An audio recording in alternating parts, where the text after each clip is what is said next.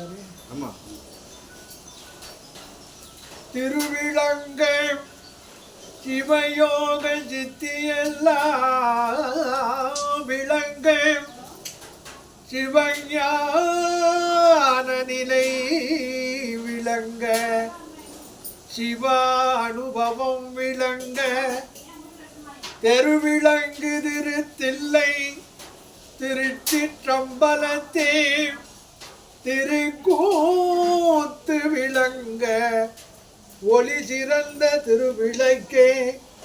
உருவிளங்க உயிர் விளங்க உணர்ச்சி அது விளங்க